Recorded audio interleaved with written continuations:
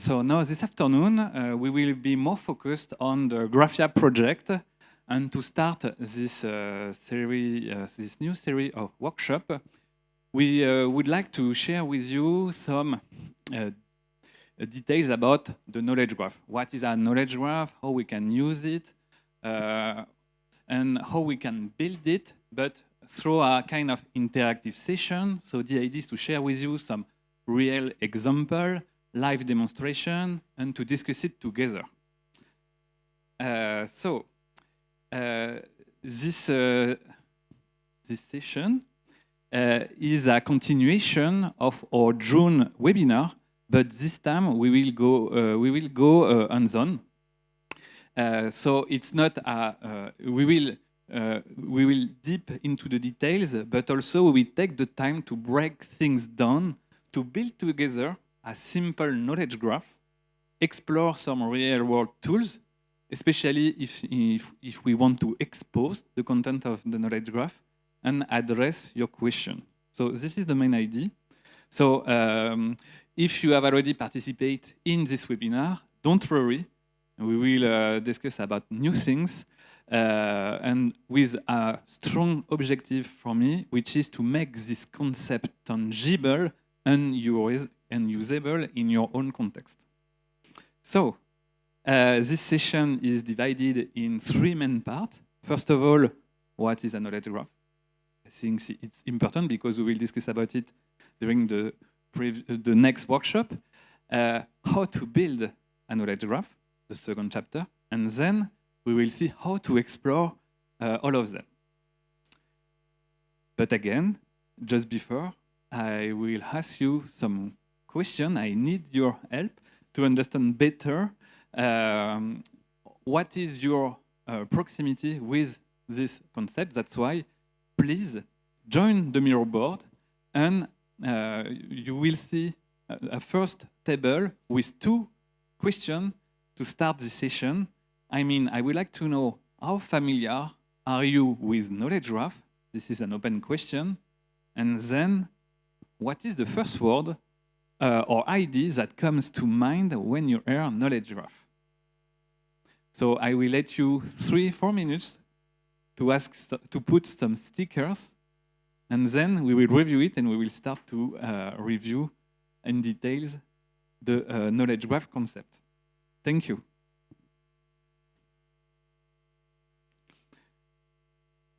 Okay, so some comment about it. As we can see, we have already some result for the poll, and just only 1 vote for the answer new to it.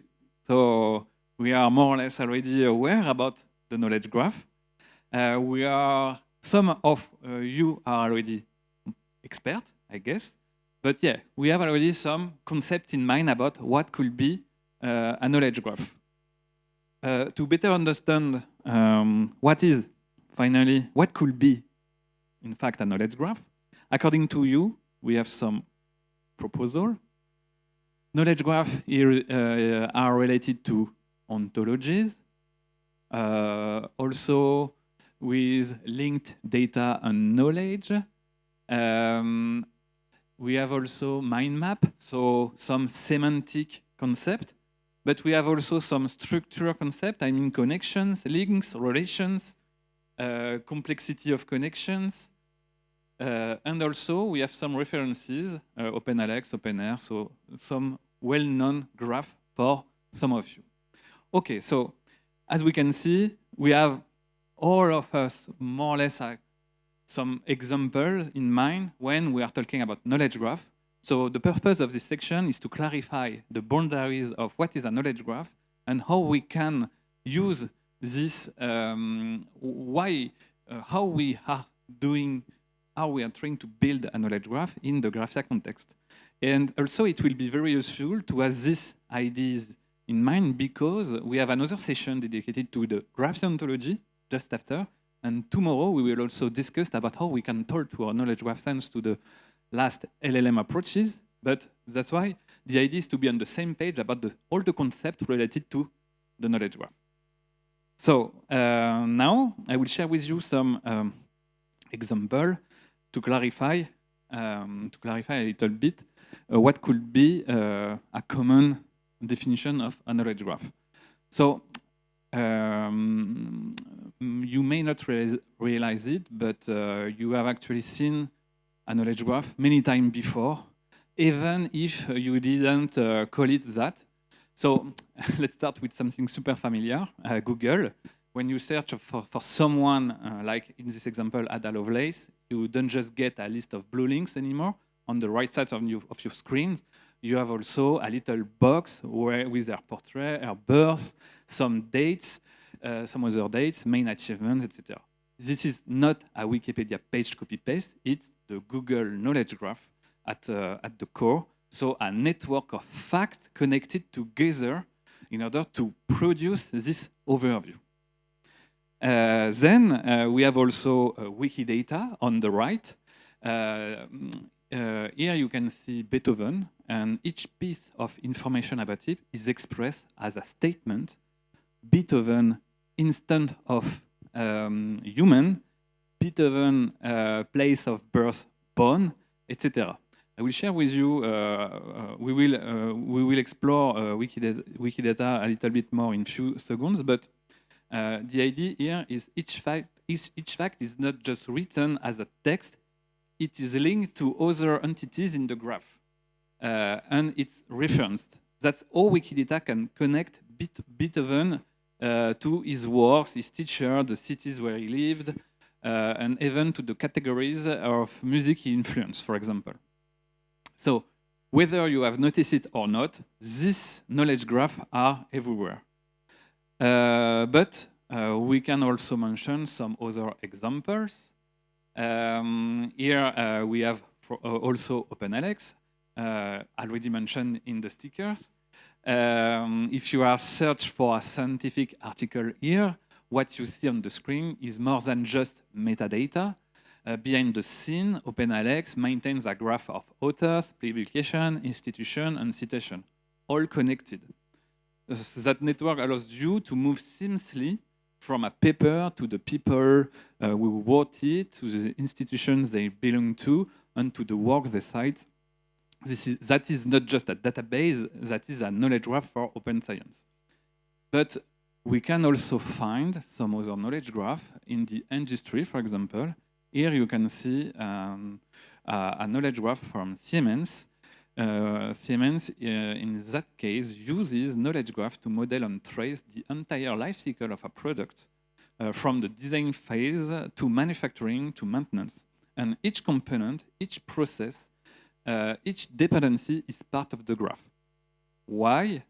Because a graph makes it possible to reason over traceability. If a part is faulty, you can immediately see which system and product are impacted. This is the main idea behind the structure of the graph in this example. And then another example, you have some tools like Neo4j. Here we see the famous movie demo from Neo4j, a network of actors, directors, and films and movies. Notice something important through. Sometimes people call this also a knowledge graph, even if there is no ontology and no semantics, just node on edges. And that is where the discussion starts. I mean, is every graph a knowledge graph? Or do we need more than that? So we will try to explore a little bit more what are the different layers included in the knowledge graph. But also between us, we have some discussion about it, especially from a technical point of view.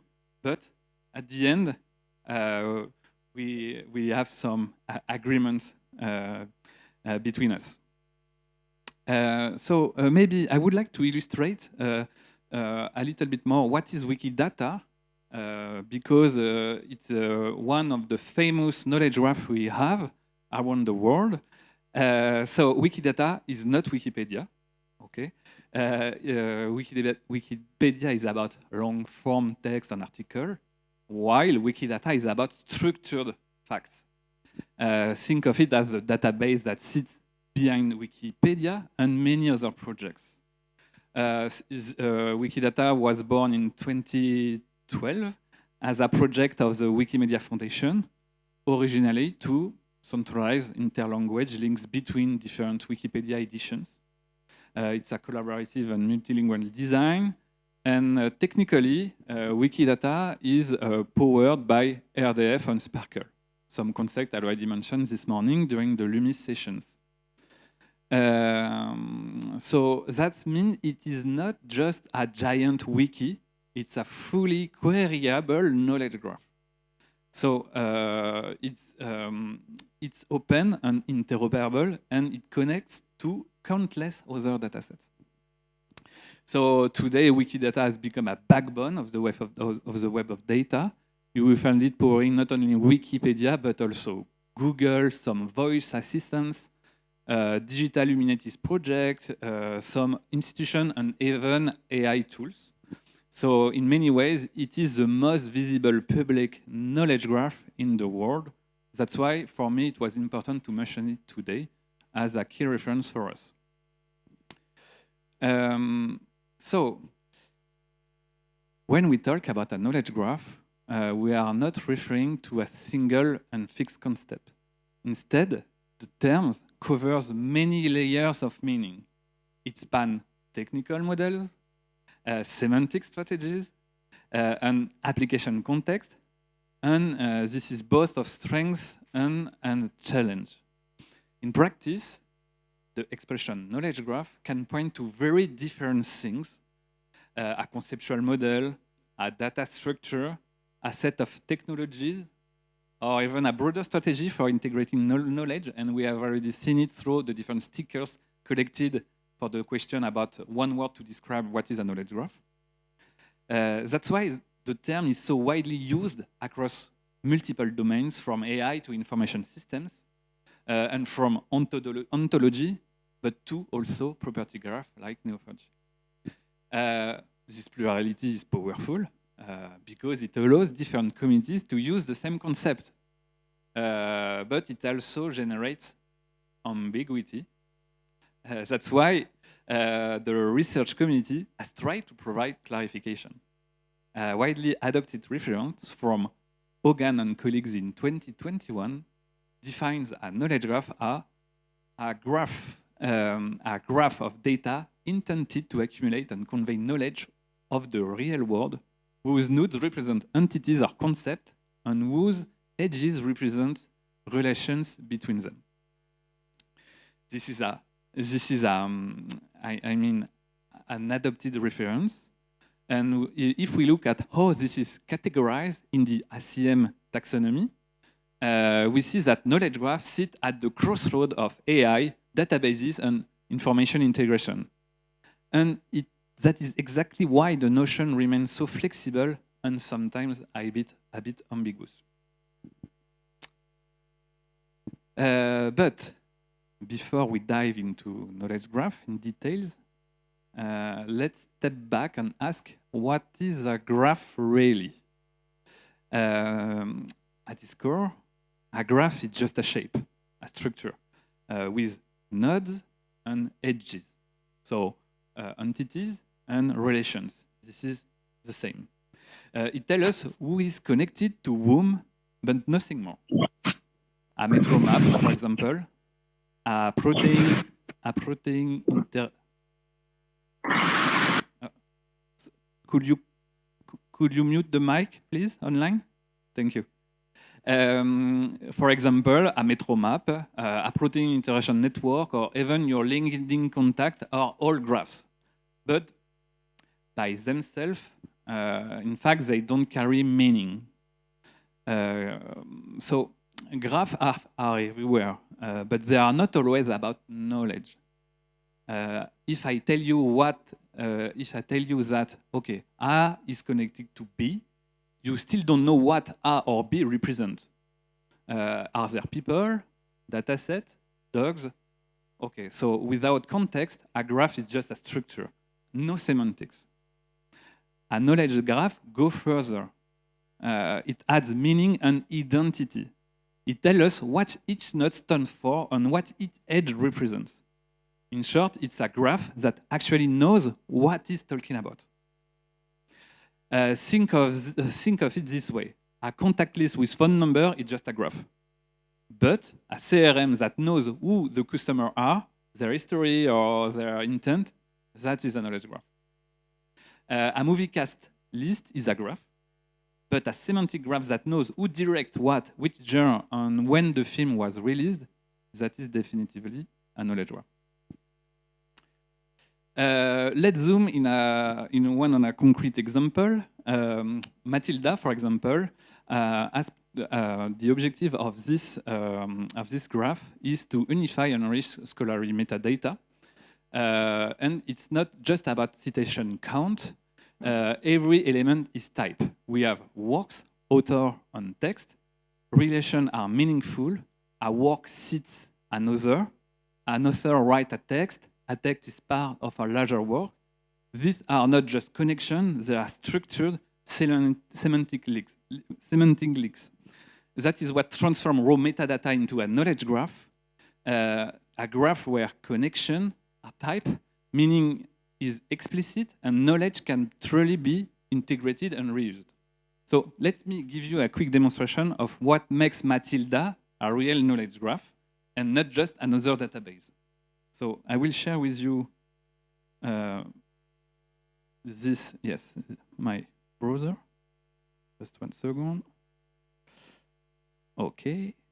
So, will you see it? Yes, perfect. So if I try, I will see. Okay. So here we start with a search. So Matilda is. I will put it in English. Okay. So we will search among some works through the different open academic knowledge available through this platform. Okay. So I will, for example, search for renewable energy micro algae. Something like this. Algae. Okay, so I'm looking for this kind of publication. So through more than 100 million of works already available. I would like to sort by most cited work, for example. And here, what I see is not just a flat record. It is a work node with identifier like DOE, title, venue, for example, this one. So as you can see, okay, we have already some metadata, but we can already explore the graph because we know that some publications are related to this entire work. I mean, okay, we are able to identify some version of this work through different platforms, and we are already in the graph. We are exploring behind a graph with some relations. And for example, here, you can see the work itself, the author, the journal, and even through the different text version. And behind, the relations are explicit. We are exploring some relation like is author of, is part of, published in.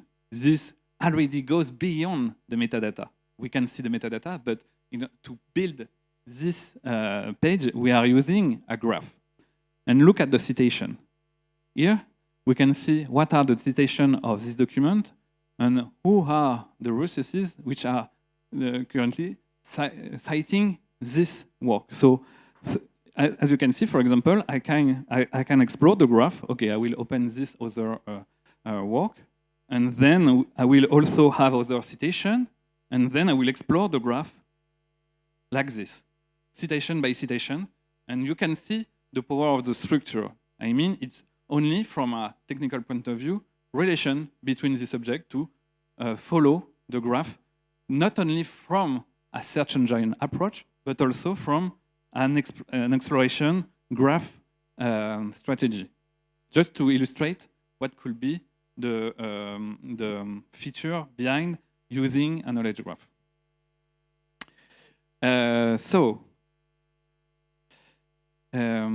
I would like to here explain, to focus a little bit more on semantics.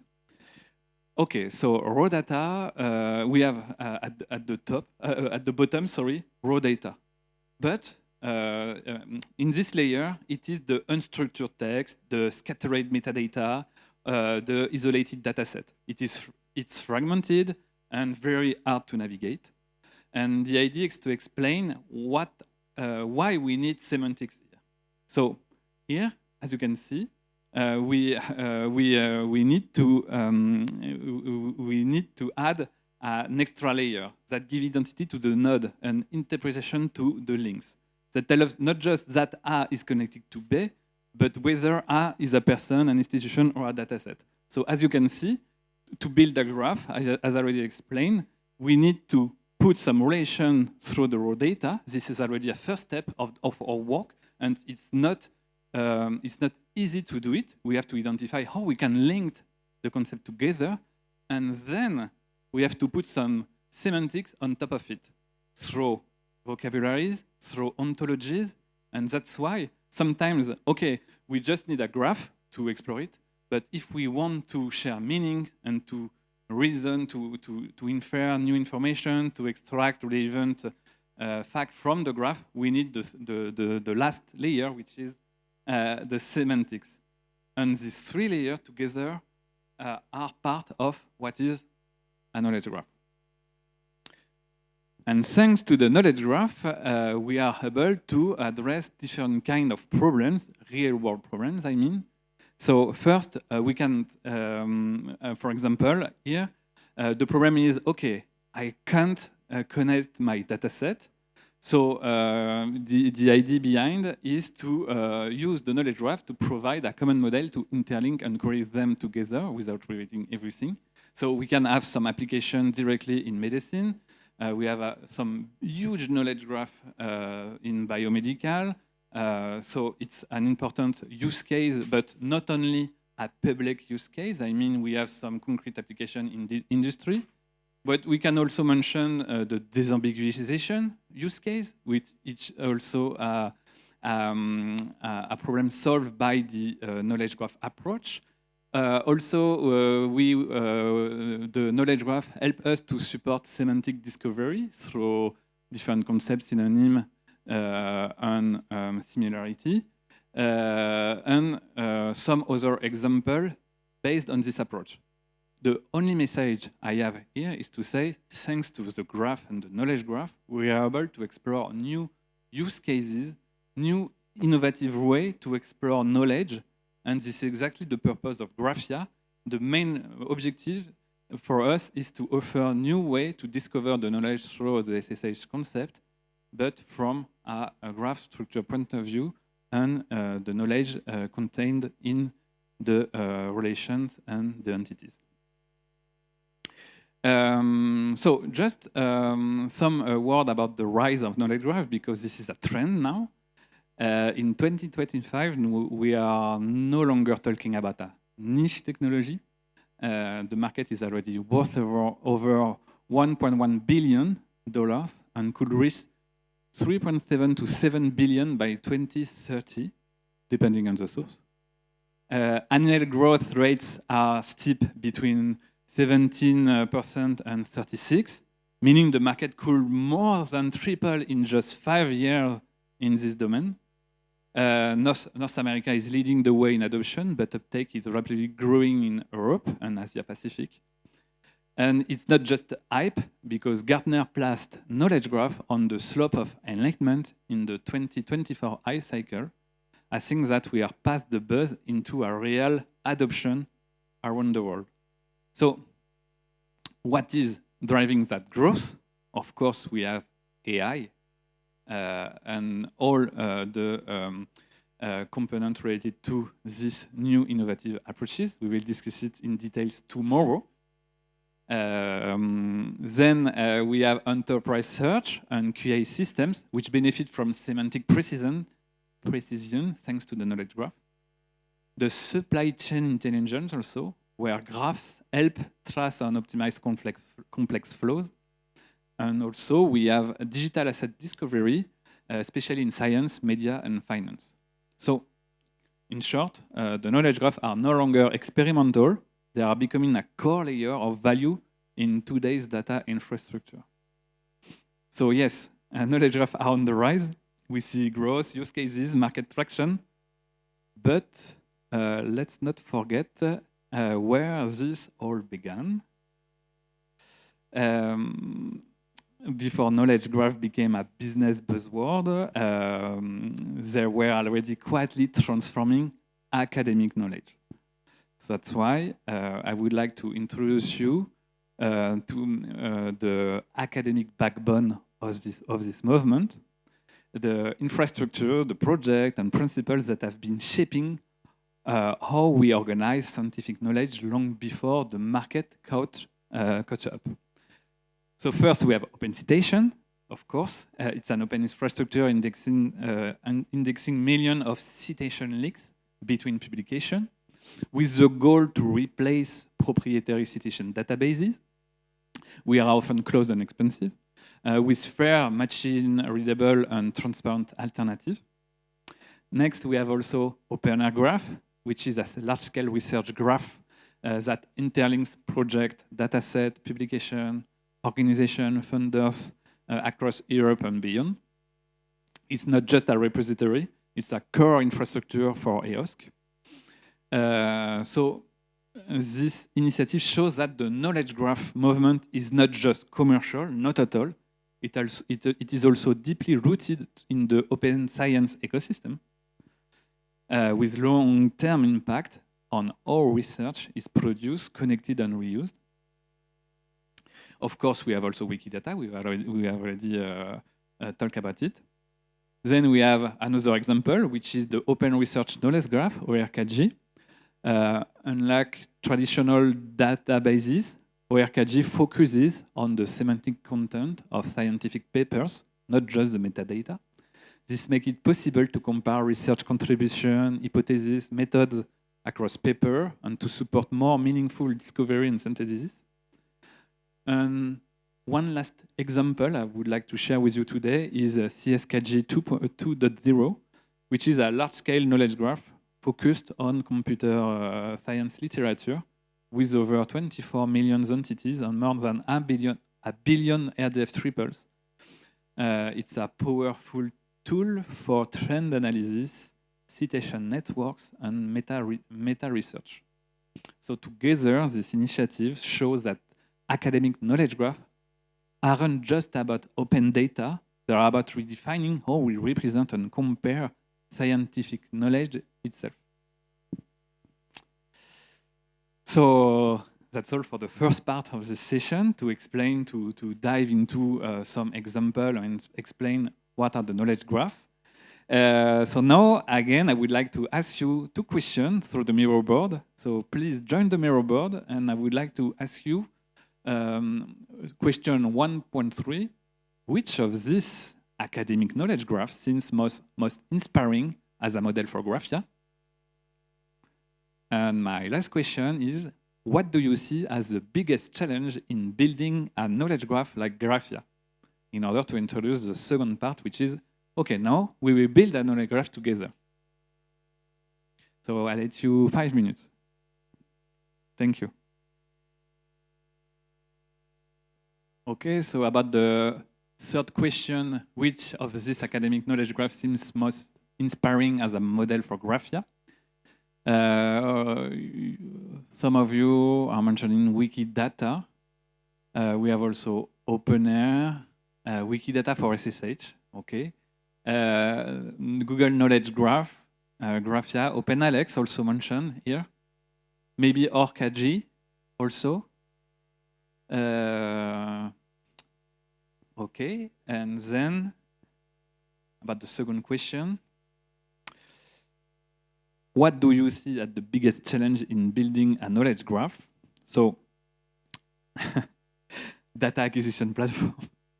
Yes, it's a technical challenge. We have a lot of discussion during this IPL with the technical teams to define how we can do it. But yes, it's ongoing. Then we have also long-term sustainability, a recurrent question we have. Granularity of concept, data acquisition and disambiguation, of course.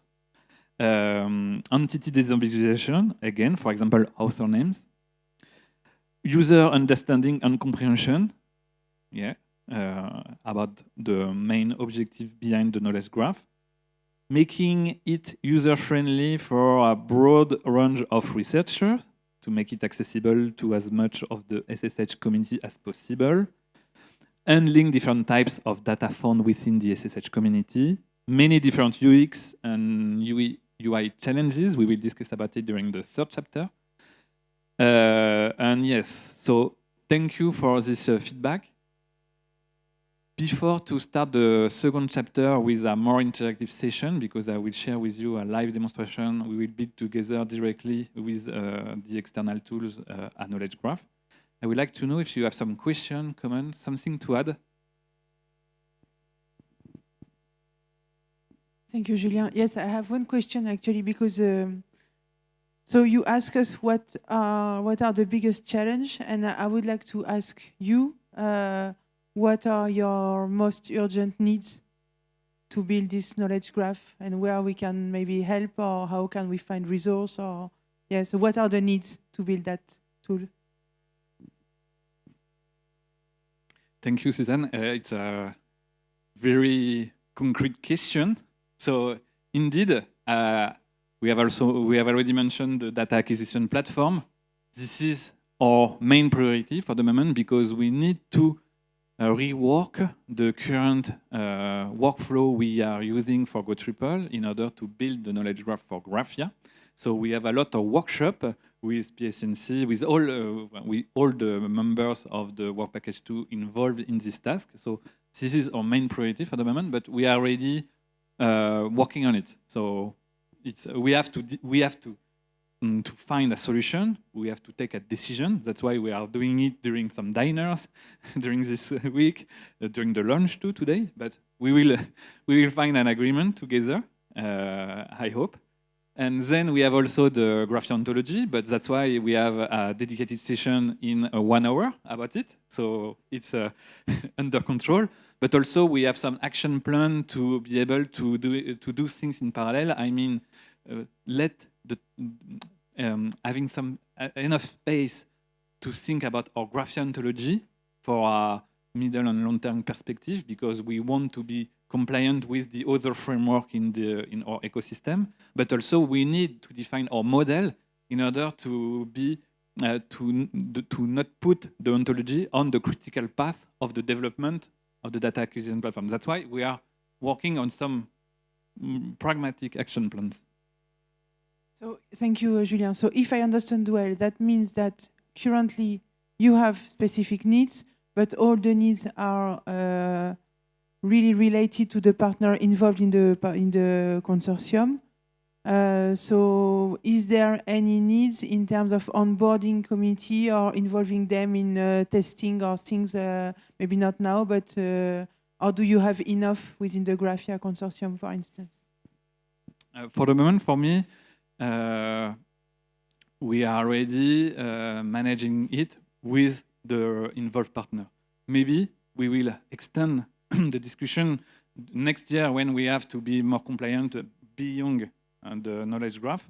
But for the moment, we have some technical issues or decision to take together, but internally. So we need more time to do it, but it's directly related to the work in the different tasks, mainly from Work Package 2, but not also, because we have also some important dependencies with Work Package 4 about the different AI modules we want to build on top of the graph. So we have to anticipate things, but we have to find a way to to put already some data in a first version of our graph in order to allow the Work Package 4 to use this data in order to build LLM models on top of it, in order to try to prototype what we want to develop in terms of AI solutions.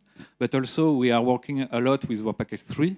I don't know where is Giovanni, but we have already performed some meetings with the teams involved in Work Package 3 to identify what are the needs, what are the interaction between the use cases and the pilot with the knowledge graph. So we have already more or less the big picture in mind. So now We just have to prototype and to start the development. This is our main concern for the last part of this year. Any other question? Maybe online? Julien? Yes? There was a question in the chat. Yes, please. It is also a knowledge graph, right? Yes. So we are talking about Nomad Lab. Okay, so I don't know. Maybe some maybe on site you already know this one. Personally, I don't know Nomad Lab, but maybe you have already.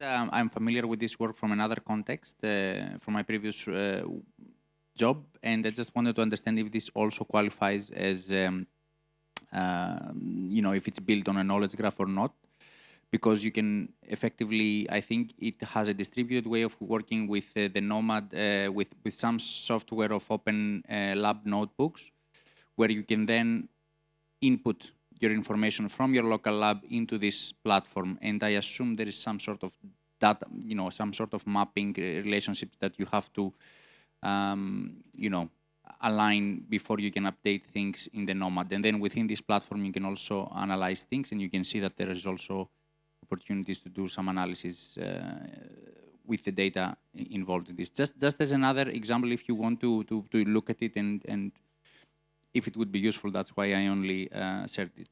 Thank you. Thank you for this. And it's also an opportunity for me to explain another important part of our knowledge graph is to be able to build some bridges with the other knowledge graph if we need it. That's why Work Package 2 is working a lot of the framework on top of the ontology to be sure that, okay, we are compatible with the other knowledge graph, because this is a philosophy behind a knowledge graph, to be also compatible with the other initiative in our ecosystem in terms of interoperability. That's why we have the work currently done by Jan and Work Package 2 through task 2.1, and he will share with you more details in 1 hour. And then we have also all the work performed through the Atrium project with Go Triple, where we are trying to extend the Go Triple ontology to be more semantic oriented, I mean. So this is all the work currently performed also by Net7 through the Atrium project and the other members of this task.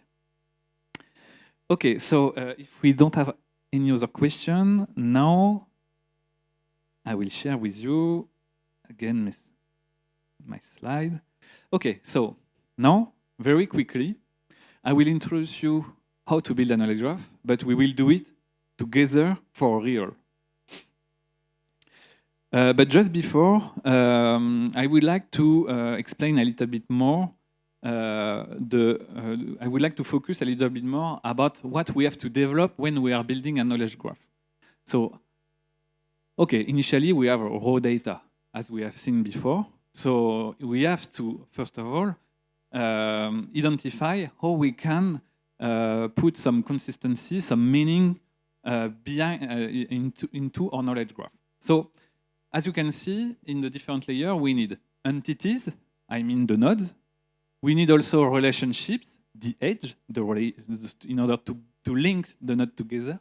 But also we need the semantic layer, so the ontology, the meaning, the rules, how we can explain what we have in our knowledge graph. So, in GRAPHIA, we are trying to do all of them. We have to translate the data we already have, the data we will collect through the use cases, through the pilots, into triples, into nodes and entities and relationships. But also, we have to build our ontology and to identify how we can connect the two layers together. This is what all we had to do through GRAPHIA from a simple perspective, you know. Also, I would like to share with you this slide because we have to talk about the solution, the technologies behind a knowledge graph. And as you can see, we have different knowledge graph active players to watch. So this landscape brings together a variety of actors, from enterprise giant to niche innovators, each playing a distinctive role in the development, scaling, or specialization of knowledge graph technologies. We have the semantic web veteran, like Ontotext, the semantic web company, and also we have France Inc. with Allegro Graph. Each playing which playing in the RDF scene for over a decade, focusing on reasoning, linked data, and standard compliance. Just now, GraphDB from Ontotext and Semantic Web Company are now part of GraphWise. Okay, this is a group to support these solutions. But we have also some property graph and native graph platforms, mainly for analytics or for graph exploration, for clustering, these kind of things.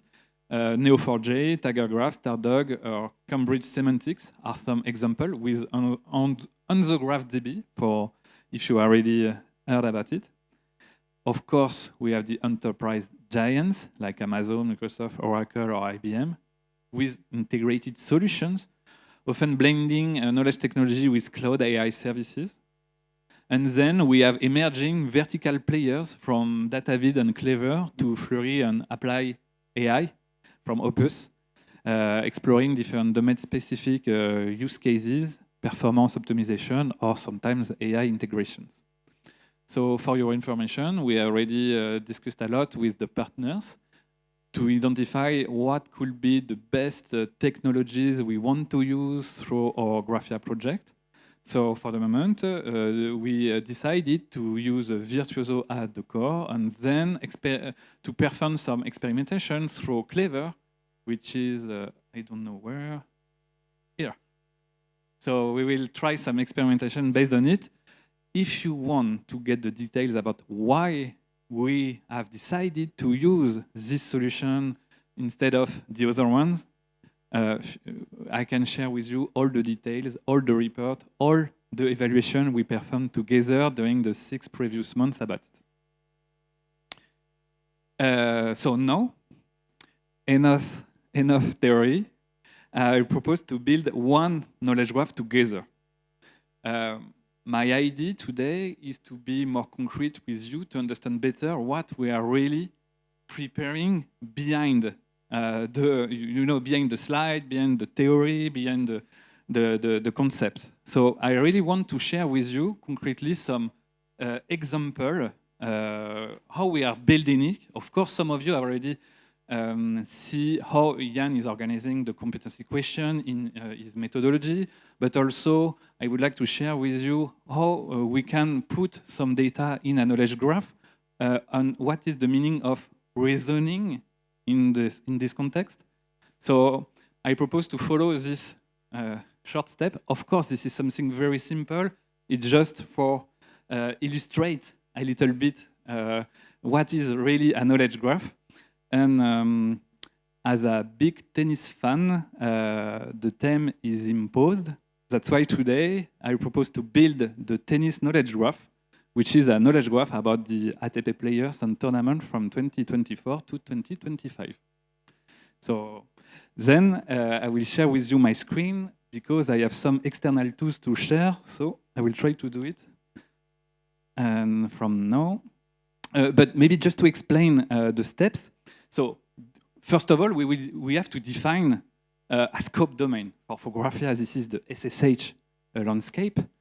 In our example, it's already done. This is the tennis landscape.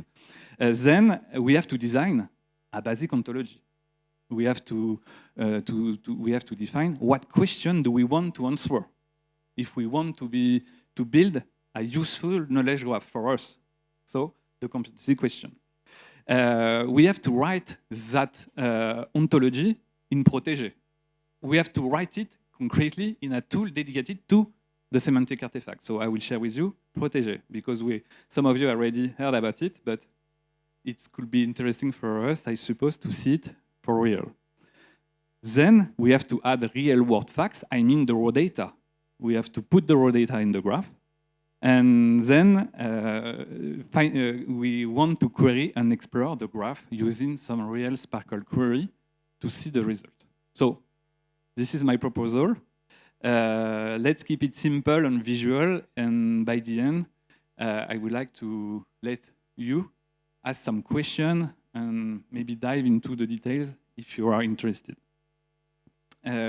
The idea behind is to share with you, you have the link in the chat. You can open also Microsoft Teams if you want to see the correct, the correct spreadsheet.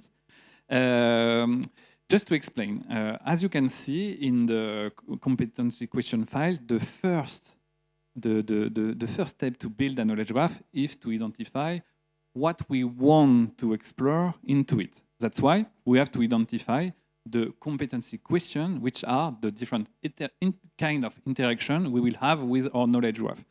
That's why we have already some sessions through Work Package 2 to do it, and we already initialized an important set of competency questions, and this is the main purpose of the next meeting for today. But just to illustrate it with a simple example here, yes, please, Susan. Again, the link of the document, yeah. Okay, so when, for example, in our context, we are building a knowledge graph about tennis, so some question relevant for us could be, okay, which tournaments did a player, so for example, Alcaraz, Sinner, Djokovic play in 2024-2025? Who won which tournament? How many matches did a player in which year? Which player reached the final at this tournament in, for example, 2024 or 2025? Please, I would like to list all matches between player A and player B. On which surface did a player win titles in 2025? So this kind of natural language sentence to help us to identify the user needs of a knowledge graph. This is the first part of this exercise. And then we have to identify the type of answer we want to collect through this competency question. So for example, when I ask to my knowledge graph which tournament, I won't have as an answer a list of tournaments. For example, Carlos Alcaraz play in Roland Garros in 2025 or Wimbledon in 2024, 2025 also. We won this tournament. We expect as an answer a player, which is a concept in our knowledge graph. For example, for Roland Garros or in 2025, the answer is Carlos Alcaraz. So it could be, it's a very simple example, but at the end, exactly what we are trying to do in our SSH landscape. But it's obviously much more complex because we have to deal with all the specificities of a SSH domain. We have a lot of different concepts. We have a lot of different needs. We are addressing a lot of different dimensions. So that's why, at the end, this is the main idea. Build the competency question. And then, so let me share with you the next part. Okay, so then now we have our competency question. We have to define our ontology and to illustrate, to extract from this competency question the different key concepts and entities we have identified through this user needs. And the result could be something like this. So as you can see here, this is a first version, a first draft of our model, of our knowledge graph. Let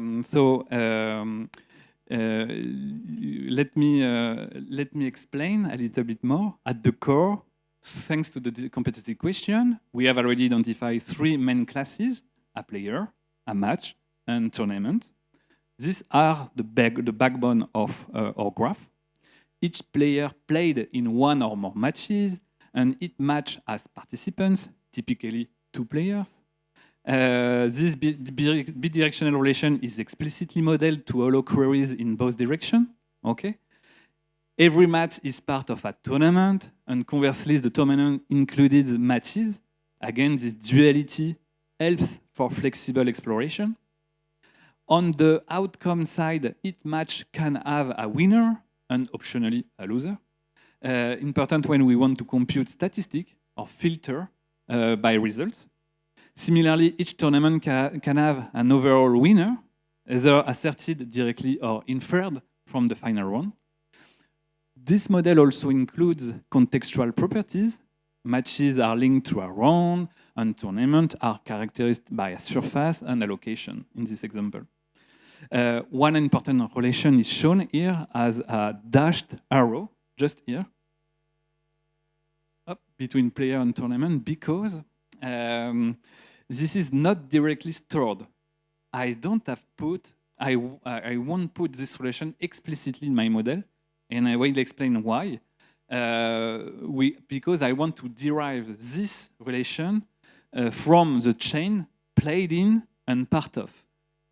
The idea behind is, okay, we don't have to put all the relations between all the entities. We don't have to denormalize everything, because at the end, I could put a rule to say, okay, if a player played in a match and this match is part of a tournament, okay, so maybe we can deduce that this player played a tournament, which is this tournament, you know? Okay, I will show you how we can ask to GraphDB to do it for real. I mean, to infer more data just from our ontology. Okay? This is one of my objectives. So, okay, we have a model, but it's... Yes, please. No, it's sorry, it's a question, Julien. Here in the example you show, could we add, for instance, the public, the journalist, that can be related to a match? Okay. So then, how do we define where to stop? You know, because in a knowledge, what I see is that you can put relation over and over, because if you add the audience, you can add also then the journalist, and then the marketing, and then you know, and so where do we stop? You know, how do you define that? This is the whole point of having competency questions and scoping, because you can go infinitely in granularity. So you have to decide which ones you would like to focus on first, so you can come up with that model, which is an ontology, right? And then if you want to add more questions like, oh, I would like to know which journalist covered, and in which articles, in which journals, and so on, you can then extend and ask the proper questions so that you can define the model. So that's what I was trying to convey this morning. Ontology building is an infinite work, right? So you have to scope the work, which is why this example is perfect. And your question is even more. Thank you. Thank you, Suzanne. Thank you, Jan. And it's exactly the scope of competency question. And this is the result of the previous spreadsheet I have shared with you. But again, it's a slide. So concretely, now we have to put this diagram into a real semantic artifact, a real ontology. So I will show you how we can do that. So of course, we can do it manually, through directly in file, but we have some dedicated solution to build for real this diagram. I mean, for example, Protégé, but we have also Workbench, and this is the purpose of the Lumis platform. We want to connect all this tool about the semantic artifact lifecycle through this component we share with you this morning. So let me share with you the Protégé instance. So I will try to do it. Okay, it works. This is Protégé. This is a software where you can put, as you can see, some through the different tabs, entities, relations, rules, some constraints also. So of course, I have already prepared the work because this is to facilitate this presentation. But as you can see, I have put some metadata on top of it. Okay, this is the knowledge, the tennis knowledge graph ontology, a minimal, all, which is the format for the ontology, vocabulary for player, matches, and tournament in the scope we have defined to support the demonstration of competency question.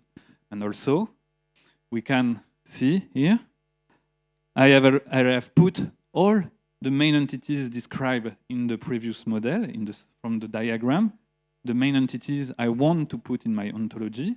And for some of them, I put some rules, some constraints. For example, yeah, a tournament, it's exactly a subclass of 1 year. Yes, yes, a tournament is scope to 1 year. We have each year one tournament, only one Roland Garros by year. I mean, you can put this kind of rule, but also we can. I don't remember. Okay, we can have some fixed instances. For surfaces, we have clay, grass, hard. This kind of rules. Also, run. Okay, this is the same thing for one. We have round of 16, 32, final, quarterfinal, semi-final. Player. Okay, we can explain that. Okay, we can put some disjoint rules to explain. Okay, this concept is not the same as the other one. If we want to help to support the reasoner to be more precise, we can put also some constraints. So in a match, we have at least 2 players, and a match is always part of a tournament, in my example. But this kind of constraints, and you will see it will help us to navigate and explore the graph through some rules. And also, as you can see, we have the relations, the properties. So as location, as match loser, as match winner, as participant, all the arrows we have seen just before, as round, as surface, as tournament winner. So you have to define what is the domain and what is the player. So the 2 parts of your arrow, of your relation. And then you have also some properties, I mean some metadata about the entities you want to define if you want to add some metadata directly in your knowledge graph. So for example, the round name, the location name, the date of a tournament, etc. Okay, so this is the protégé perspective. But at the end, when we will save this semantic artifact, it will be translated, into something like this. Okay.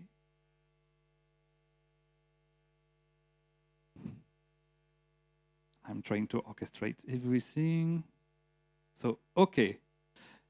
This is exactly the same thing, but from an editor point of view. I mean the file, the raw file directly. Sorry, it's not really easy to see, but this is exactly the same data as we have seen just before in Protégé, but written in the OWL format directly. But you have exactly all the rules written in the Protégé solution. So yeah, it's just to show you for real that at the end we have some triple, as you can see, and we will retrieve all the information. So for example, when we are defining the property as a match winner, it's between a match and a player. Okay, just to illustrate that everything is at the end some triples. And you can see here the ontology layer at the top of our knowledge graph. But for the moment, it's just the ontology. We don't have the data. Okay, we don't have Carlos Alcaraz, we don't have Sinner, Djokovic. We have just the meaning okay, the rules between the concepts. So now we have to add the data to prepare the data also for our knowledge graph. So just let me know. So okay, just here. So okay, another file which is this one. Okay.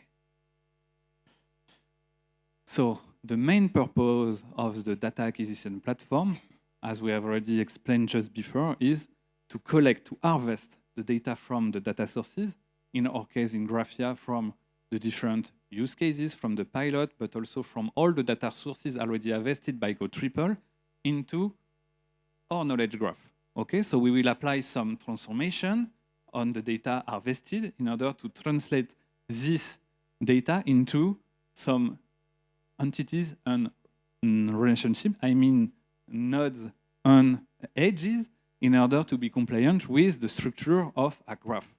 Okay, so for the moment, we have some workflows in order to put the SSH data into GoTriple, but GoTriple is a search engine, so now we have to translate this data into triple data in a triple format, which is the format compliant with the graph structure, exactly this kind of code. So as you can see here, now we will instantiate the data. I mean, for example, here I will put as the data Carlos Alcaraz is a player. Now we are in the graph layer, I mean in the second level. I will use my ontology to declare, to instantiate the real fact, the real world entities. So now, okay, Carlos Alcaraz is a player, also Djokovic, Yannick Sinner, Medvedev, and I will also add all the location, the real one, so Paris, London, etc., etc. Okay. Also, I will add all the tournaments, Roland Garros, Wimbledon. I mean the instance by year in our example, etc. And I will also add all the finals, all the matches available, etc., etc. So I just have to use. Oh, sorry. I just have to use the model to put this raw data into my graph, following the properties and the entities already defined just before. I don't know if I'm clear. Yeah. Okay. So then, yes, please, Giovanni. So the file that you just showed us before, was that directly exported from Protégé? Okay. So no. No, I will try to share again. Okay, so this file. Perfect. The previous one, the ontology, is an extraction from Protégé, because I need a software, a solution to put my concept from the diagram to this file, and to do it, I use Protégé. But for the real data, I mean all the instantiations of my model, I will use the data acquisition platform from the data sources to translate this data into the compliant model, which is this one. But here we have a lot of data to harvest, you know, because, okay, the ontology, we have some 100 concepts, entities, maybe 1,000 of relation defined properly in our ontology. But at the end, the amount of data is very, very important. We will, for example, in the Matilda platform, we have more 300 millions of entities, more than 1 billion of relationships. So, but we have only 3 entities: works, author, and text. That's all. That's why this part is made by the data acquisition platform, and this is why we have a lot of issues to address to be sure that we are robust, we can scale, we can reindex everything when you need it. So it's the purpose of our current discussion with the technical teams, but this mainly to produce this data. I mean, in a graph structured format to be put into the graph. Yeah? Thanks, Julian. I've got a question. I'm maybe ahead of myself. If there are differences in terminology, say, so you call players players, but if I said athlete, where would that be caught in the process? Is that in the translation, or can the knowledge graph accept, you know, like synonyms or similar terms and understand that they mean the same thing? Does that make sense? Okay, so maybe two answers. First of all, okay, we have to when we are harvesting data from data sources, we have to identify the player. Okay, this is a player. It's not a tournament. So this is the disambiguization part. We have to identify the named entities into the file. So this is a first challenge. Okay. So then we have to be sure we can also reuse some existing definitions. So as you can see here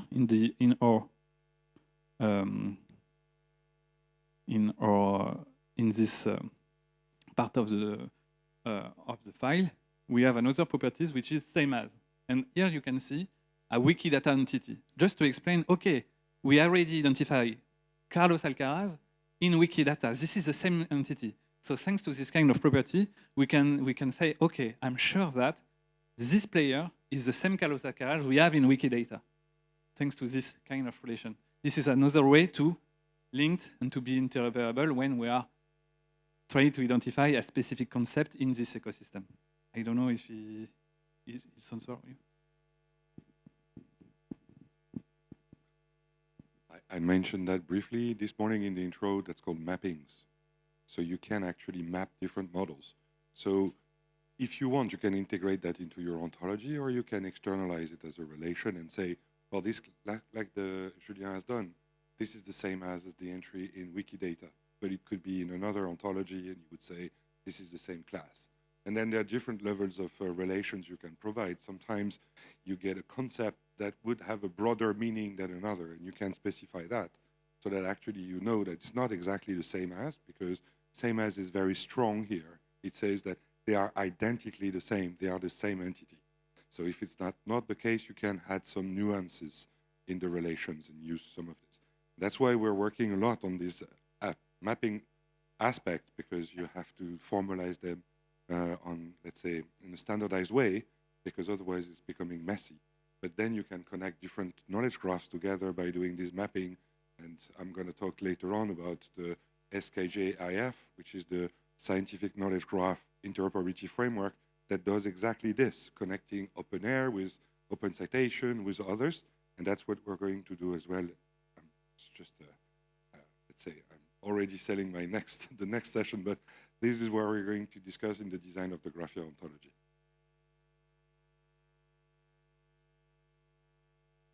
Thank you, Ian. Any other question? Julien? Yes? There is a question in the chat, but I also wanted to ask something, so I'll just jump in. I'm sorry, I don't know who was just speaking, and so I cannot address them by name, but I was wondering if this is also going to be applied to translated terms. Somebody just mentioned as well, how are you going to manage this in multiple languages, if that's the plan? And then there are two questions in the chat, if you want to have a look and address those two. So maybe I can address the multilingualism. So you can eventually use mappings. There are other ways of doing that. When Julien, can you show the turtle file? Yeah. When you see, you have the RDFS label, and then associated with the name, like Carlos Alcaraz, there is the language used, so it's in English. And so actually you can even create one class with different translations of the same terms, and you can even specify the language that is used with the common standardized acronym, so that you can actually use that for multilingualism.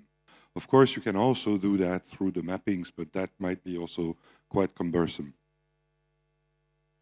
If I can also comment on this, I think an alternative approach will be to tackle this problem not at the moment of modeling, but in the moment of querying the knowledge graph. So the question of synonyms, I think, will also come up with a competency question. So not necessarily the same terms you have them in the ontology, and the same for the languages. So LLMs kind of rich multilingual knowledge and also ability to find synonyms and translations. So I don't think we necessarily need to solve everything in Indian ontology, especially if we're going to use kind of a LLM-based approach for querying. That might be solved also there, or might be kind of complementary.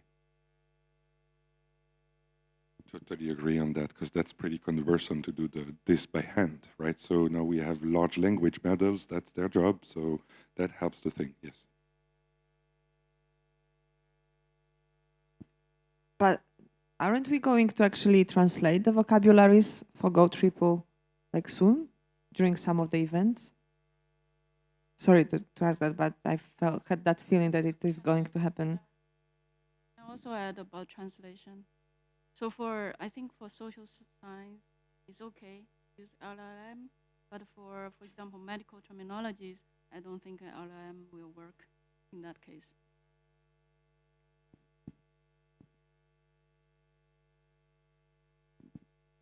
I can answer to Magda. So there are some of the ontologies of GoTriple already multilingual, but actually during Atrium, we are doing an hackathon to translate all the concepts in the label or describing the concepts in multiple languages. So it's happening these days. It's, can't remember, next week possibly? Yeah, so it's happening these days. Of course, it's just the labels.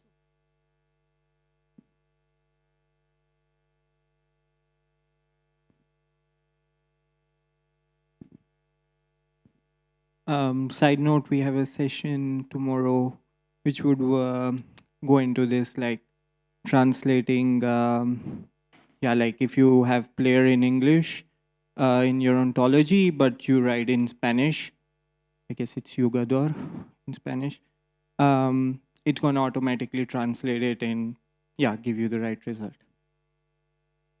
It's jugador. To finish this demonstration, we have to put all this data in our knowledge graph, but because for the moment we just have some files. So to do it, in this example, we will use GraphDB. So I will open it. I will open the GraphDB workbench. So as you can see, I already declare the repository where we want to put data. I mean the files. So, okay. I will do it. You will see it's very simple. I have already selected the knowledge graph, okay, the repository. So now I will click on import the file. So I will just select two files for as a reminder, the ontology, but also the data, okay, the two layers. And then I will import this element just before, let me check something. I would like to trash the repository. Just 1 second. Okay.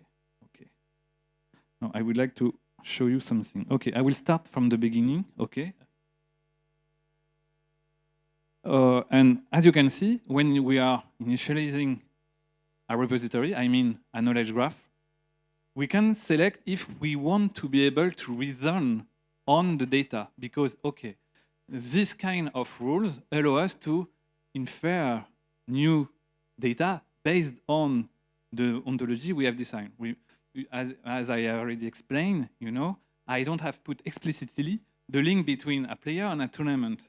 So if I want let the solution infer new data, I can I can put it as a configuration or not, because of course it will consume resources to do it. It's computing, so we need some resources to apply this kind of inferences. But just to show you the differences. So okay, I will create this repository without any reasoner into it. Okay. So now I will import the file we have already seen. Okay, just like this, import. Okay. So now it's okay, it's done successfully. So I will show you an example.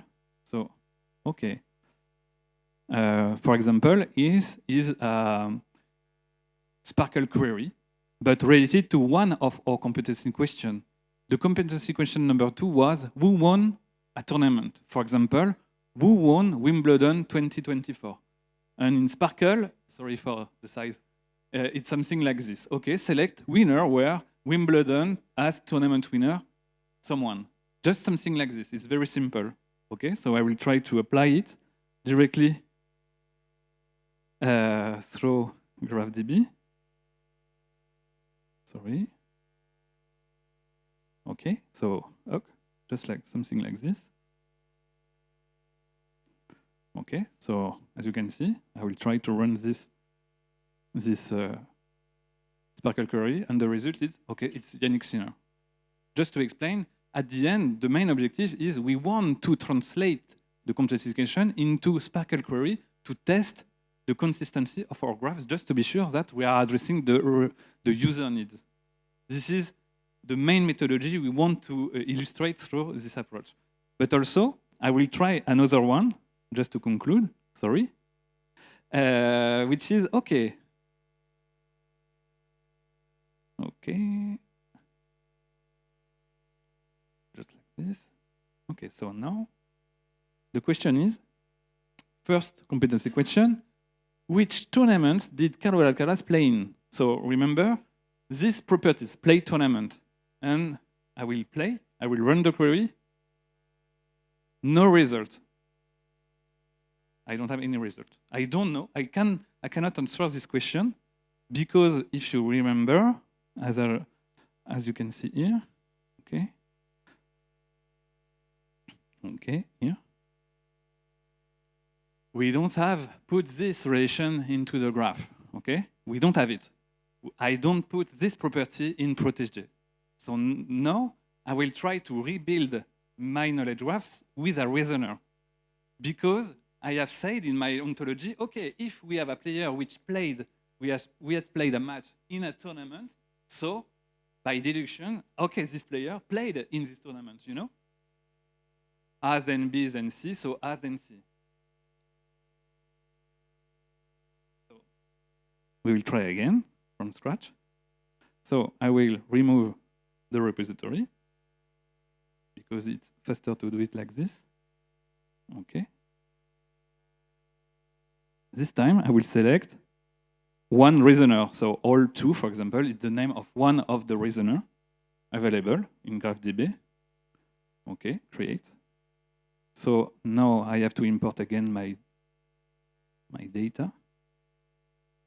Okay, okay. Okay, and now I will try again my request.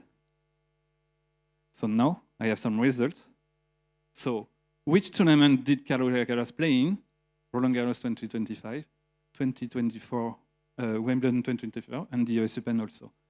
This data doesn't exist in my files. This is a powerful feature provided by this kind of solution in GraphDB Virtuoso, the knowledge graph. So I'm running late. I have a last thing to show with you, but maybe we can skip the mirror part. I don't know if, yes? I was wondering which is the limit of LLMs in making inferences based on the information which is in the graph, implicit information. Can you just go for a second back to the diagram? Yeah, exactly. So you, in the first exercise, we didn't put the played tournament relationship, but we just has tournament winner, which implicitly assumes that that player played that tournament. So can the LLMs that you build on the base of the knowledge graph do these inferences? Like for instance, let's say that we didn't make the question about Alcaraz, but with Sinner. So you ask, did Sinner play the tournament? And the answer that we get is, I don't have clear information about that, but since he won that tournament, he did play it. So that could also be, I don't know, an interesting feature of the GRAPHIA graph. Like I assume that since our data is very heterogeneous, since we are covering this like huge world of domains, which is the SSH domain, we might have sparse relationships. Like we have very dense knowledge, very dense regions of the graph, and very sparse regions of the graph, in which we have maybe very specific relationships that have a lot of implicit meaning. So can the LLM go in that region and maybe be transparent about this, like in the example that I did? Like, I don't have this information explicitly, but given this triple, this RDF, I can tell that very likely this thing is true. I won't spoil the content of the presentation tomorrow, which is based on LLM between. So maybe because yes, because an important part, as you can see here, is okay. We have some feature which are okay. Now I want to talk to my graph with LLM, but how we can do it? And this is the purpose of the Audemars presentation for tomorrow. So, you want to add something, Matteo? I don't know.